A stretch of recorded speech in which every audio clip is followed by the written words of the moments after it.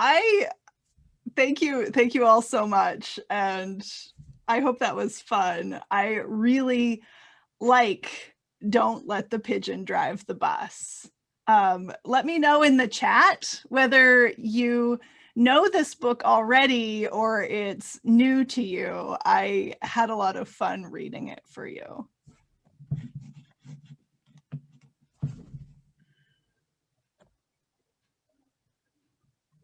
I'm just waiting for those to roll in, you know.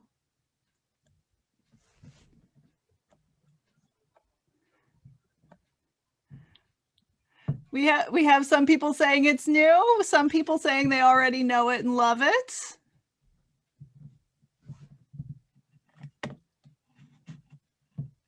Yeah. Looks like a good mix.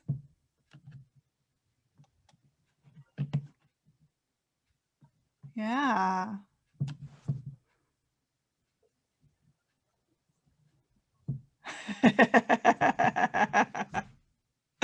Who's the pigeon? That's one of the questions we're going to ask today. Oh, that's so cool. Taking this book to Peace Corps. How wonderful. Yeah, Mo Willems is a local author. It's really fun to have the local author featured in our service today.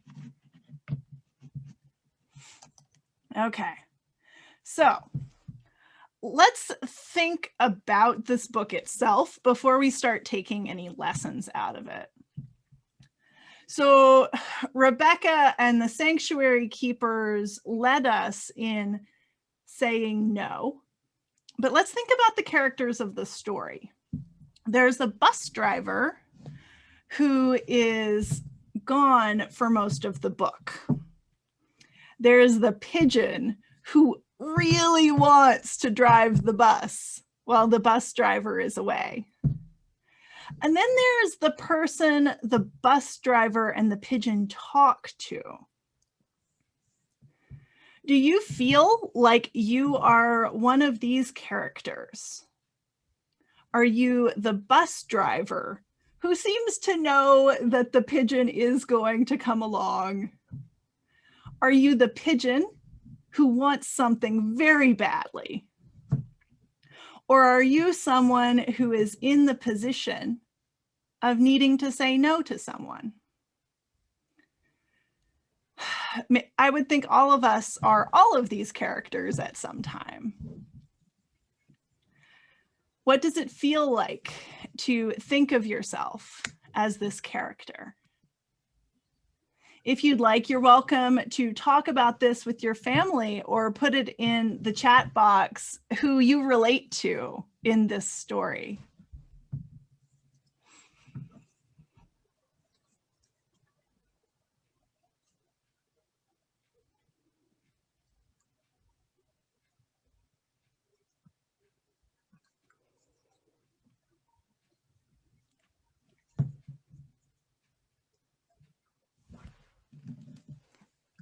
Who do you relate to?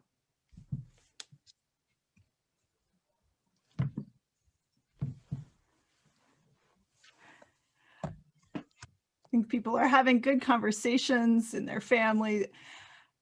Kate and Ed say they relate to both or to all three of the characters. Leah is the Zoom bus driver. Rebecca says she's often the bus driver. Chris wants to drive the bus. I guess that makes him a pigeon. Brenda relates to all of them. I think that's Charlie saying I was and am the bus driver.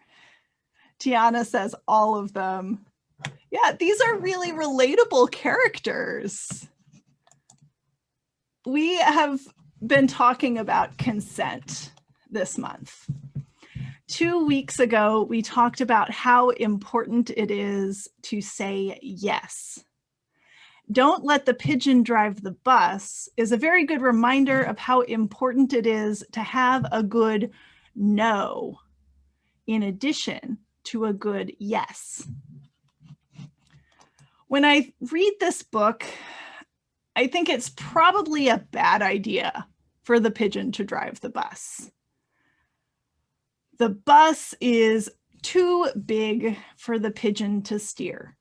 Maybe if the pigeon had a pigeon-sized bus and passed a pigeon-sized driving test, the pigeon doesn't want to convince the bus driver to let him drive the bus. He seems to be trying to work around the rules by asking someone else.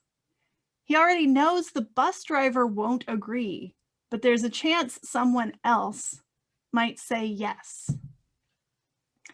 Maybe the pigeon expects that we will be nice just because we like him.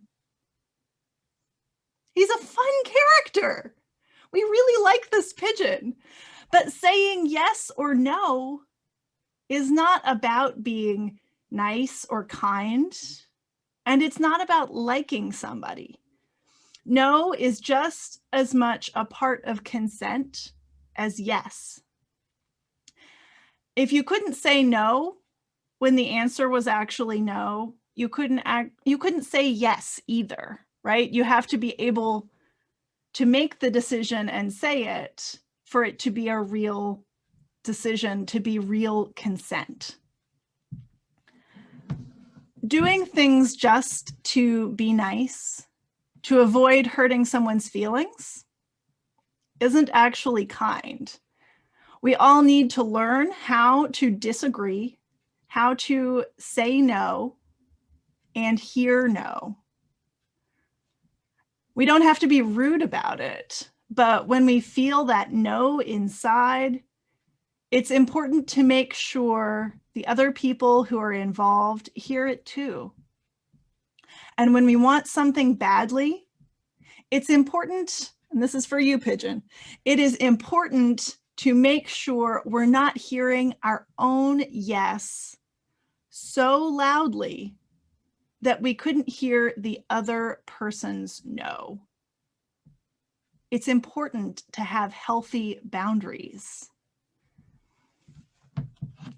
There is an organizer and healer named Prentice Hemphill, and they said, this is a good one, boundaries are the distance at which I can love you and me simultaneously.